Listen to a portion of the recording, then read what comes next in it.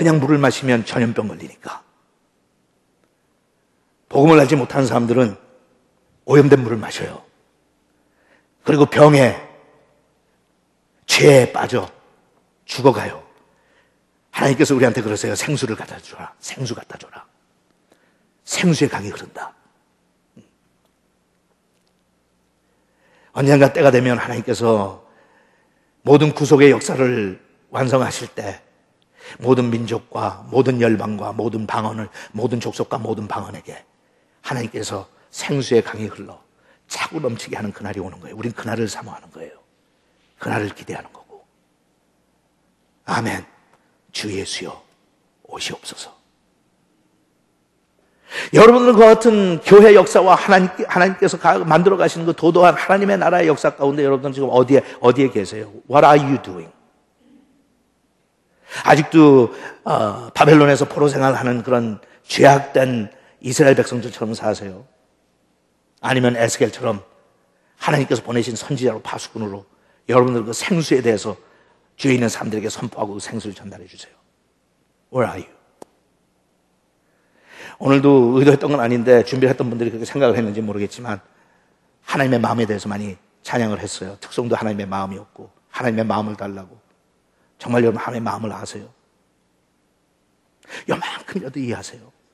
Do you understand the heart of God?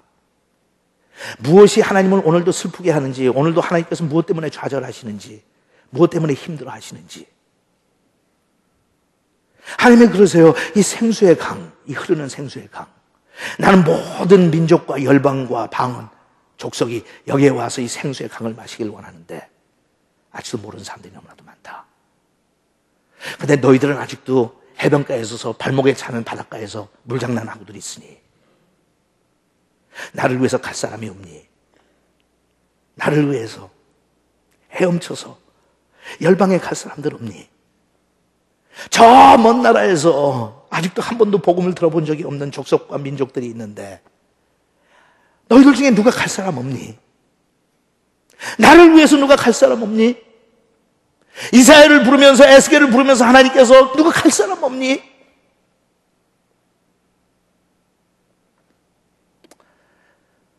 요즘도 가시는 분들이 있죠, 선교사로.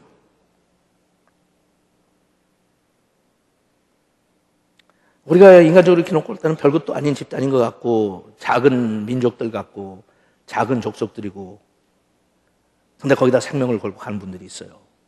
왜 가는 줄 아세요? 하나님의 마음을 이해하기 때문에.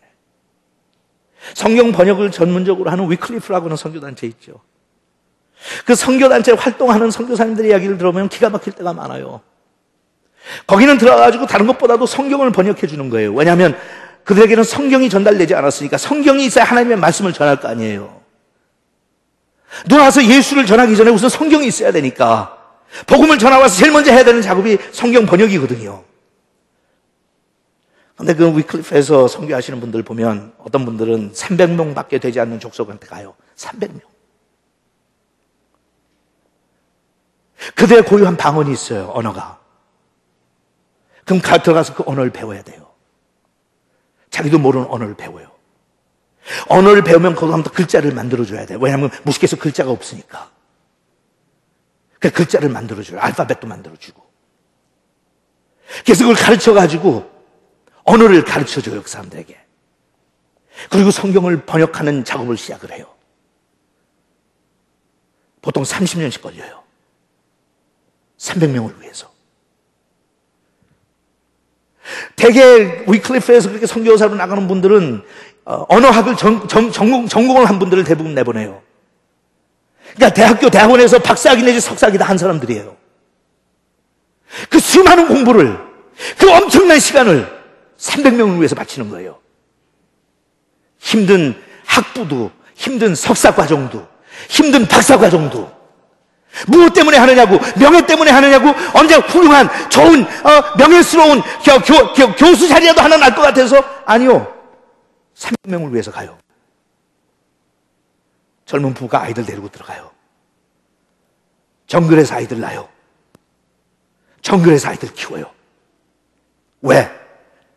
그들에게 복음을 전하기 위해서. 20년, 30년 밀림에서 그냥 살아요. 왜 그런지 아세요? 하나님의 마음을 이해하기 때문에. 물이 바다를 덮음같이 하나님의 말씀과 영광이 온 세상을 덮는 그날이 오는데, 저기 조그만 섬이 하나 있거든요. 그 섬에 있는 사람들을 내가 가지 않으면 절대로 물이 덮질 못하니까 하나님 앞에 자기 인생을 집어던지고 맡기는 거예요.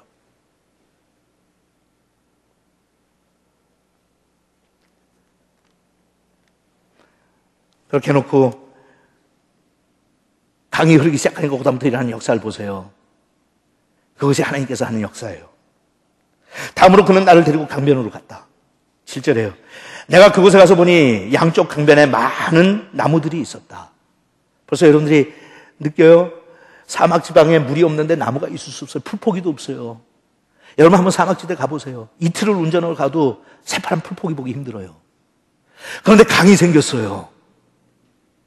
Can you imagine this? 강이 생겼어, 거기 사막에. 사막에 물만 조금 나와도 오아시스라고 그러잖아요.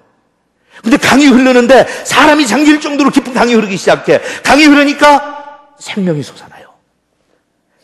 많은 나무들이 있었다. 그때 그가 나에게 말하였다. 이 물은 동쪽 지방으로 흘러 요단 계곡을 지나 사해에 이른다. 사해가 뭘 의미해요? 죽음. Dead Sea. Dead Sea. 지금도 사해는 생물이 없어요. 이 세상이 그래요.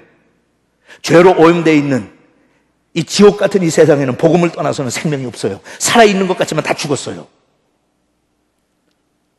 이 물이 사해로 흘러가면 사해와 그 짠물이 사해의 그 짠물이 단물이 될 것이다. 예수 믿는 사람들을 이렇게 변하게 하나님께서 하시겠다는 거예요. 짠물이 단물이 될 것이다. 이 강물이 흘러가는 곳마다 모든 생물과 물고기가 번성할 것이며, 이 물이 흐름으로 사해의 물이 담수가 되고, 이 강물이 흐르는 곳에는 모든 것이 뭐라고요? 살 것이다. You shall live. 에스겔이 그랬죠. You shall live. 하나님께서 넌 살 것이다. 내가 짠물을 단물로 만들 수 있는 사명을 하나님께서 주셨단 말이에요. 네가 가는 곳곳마다 짠물이 단물이 될 수 있다. 네가 가는 곳곳마다 죽어가는 사람들이 생명을 얻을 수 있다. You shall live.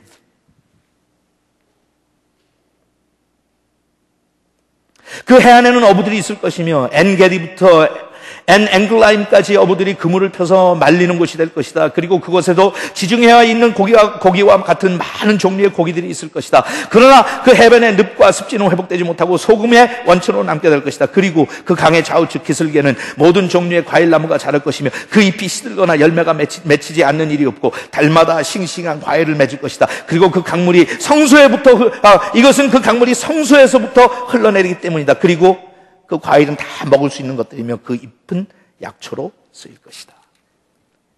얼마나 환상적이에요. What a fantastic dream.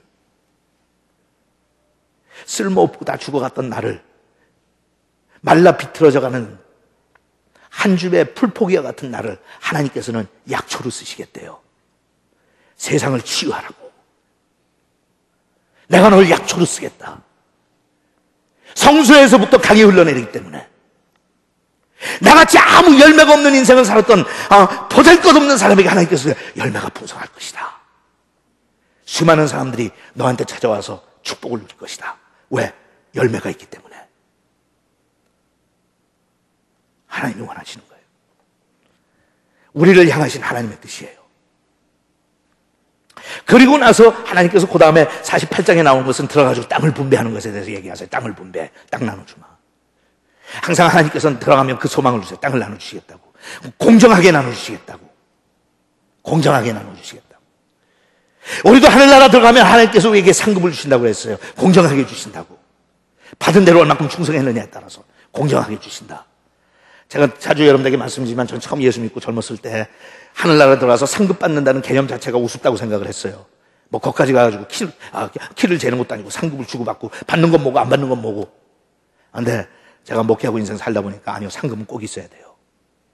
꼭 있어야 돼요.